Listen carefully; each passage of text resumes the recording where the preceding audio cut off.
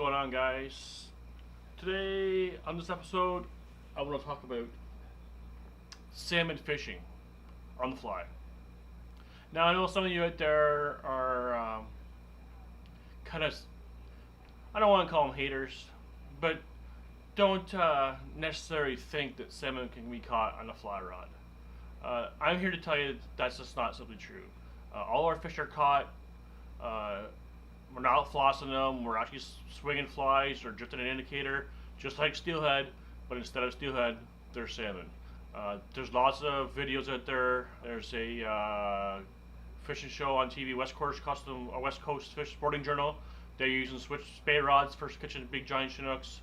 There's also the new fly fisher who's posted numerous shows of them catching salmon on the fly in central Ontario.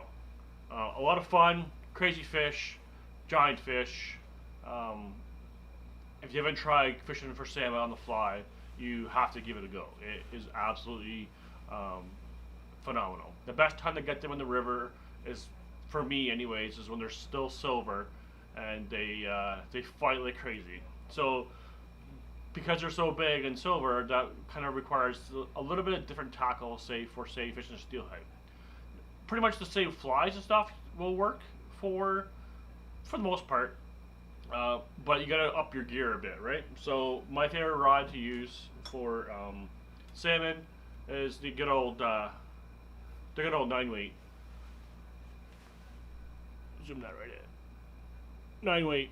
I've used 10 weights before too, but depending on the 10 weight and the taper, it doesn't. It's really hard to roll cast. If it's just fast action is nice, but if it's a saltwater fast action, which is way stiffer, you're roll casting and you struggle with. So 9-weight I prefer, or if you can get some rods that make a freshwater version, so to speak, of a 10-weight, that works too. And then even still, if I could go bigger, I would probably go bigger. Just a single hand rod. So that leads you to reels. Clearly need a large arbor because they run downstream, run upstream at you. Good drag, and that leads me to lots of backing, right? So basically I use my carp rod basically for salmon setup. Lots of 200 yards of backing on there, and lots of line, fast pickup, strong drag. They're gonna scream, you're gonna get pulled the backing numerous times all day, and that leads me to fly line. So there's two ways we fish them. We fish them under an indicator, just like we would steelhead, exactly the same way we fish steelhead, in some of the same pools. And the other way we fish them is swinging flies. So on this rod I have set up a, it's actually a single hand spay line, which is also awesome. I can roll cast really easy in trees and stuff because there's a lot of leaves in the tree right now. It's not like it's winter time, right? It's hot. We're wet wading still because it's really warm out. The water's in that 65-ish degree mark as the other day. Perfect temperature. So need some neoprene socks and your wet wading gear, otherwise you're going to be cold all day. And the other setup I run, I started running last year, is OPST commando head, right? And a 325 grain with a short tip on there, single hand spay fishing. Absolutely love that setup. If I can get them all day that way, I would do that every day. But sometimes the fish will only do it. The water's clear, the water's low right now because we've had a whole lot of rain. Rain's coming. So the water's low and clear. So basically it's indicators or fishing naked with no indicator, a couple split shot, and flies. So let's talk flies. So flies I go with beads. You can't go wrong with beads, right? Those are my common go-to colors, right? Anywhere from 8 mil up to a 14 mil, depending on the water clarity and sometimes the fish will tell you.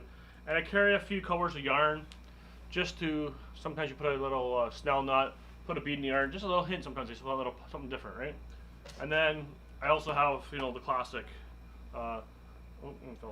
yarn flies, lots of yarn flies, right? Naturals for the clear water, pinks, chartreuse, golden yellow, orange, red, cream, etc., etc. Let me get that fly.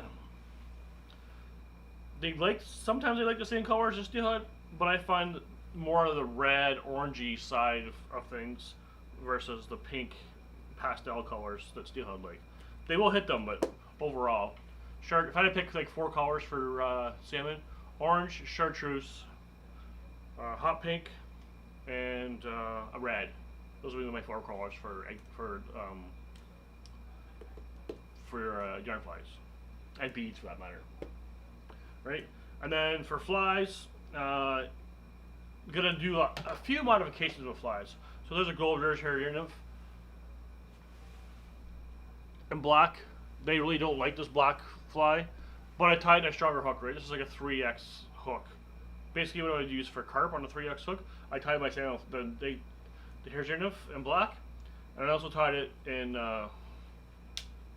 olive on the same 3x strong hook because these are big fish, right? They're huge, so you need to have a hook that will hold up. So there's a few nymphs that I would use, probably my go-to. And then as far as flies, I run my own custom egg sucking leech. Right, so it's purple with an egg bead. It's basically rabbit, barred purple marabou, and a bead that I tied in Happy Fly Day a little while ago.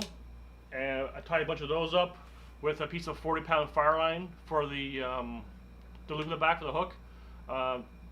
I've done it a million ways. So far, that's the best way I found. This stiff material holds the hook out, and the wire they head shake. They can't spit the hook. And one fish, maybe all day, maybe 2, will spit the hook on you versus of the 20 fish or 30 fish you hook into.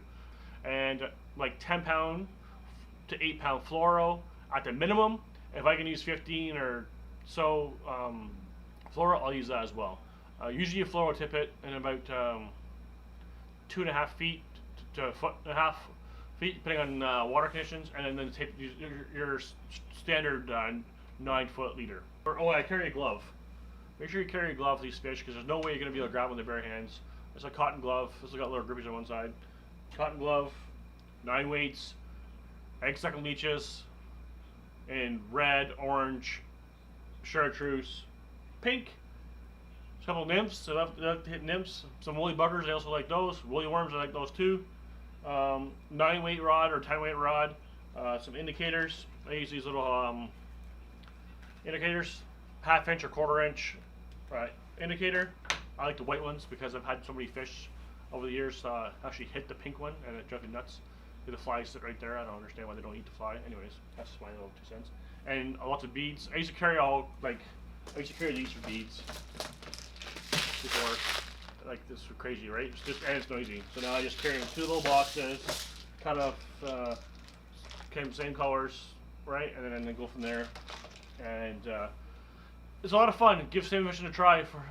They do eat flies. I've seen them chase flies. They hate them. It's more out of aggravation or they're irritated or angry. They will absolutely annihilate a fly and smoke it on the swing. And then at the same time, if you're fishing for salmon, it's also a time to spot and check the river spots for rainbows. Because with the floods and the rains and everything else, if you haven't been there all spring and you're waiting for rainbows, if you go there and you find your favorite pool is now gone, because we had that problem the other day, we went to the pool we went to, it wasn't a pool anymore. It was now, instead of being 6 feet deep, it's now only knee deep. So it's not really a pool now. Now it's turned into a run. So we can eliminate that water. So get out there and chase some salmon. They're coming soon. They're kind of trickling in a little bit here in the east end of GTA, North Shore Lake, Ontario. Get after them. They're fun. If you're not sure how to do it or what you want to do, hit me up. Maybe we'll link up and we'll get together and I'll run through for you how to do it. I'm Taylor Jasers. Thanks for everybody out there for watching. Thanks for your support. I'm out.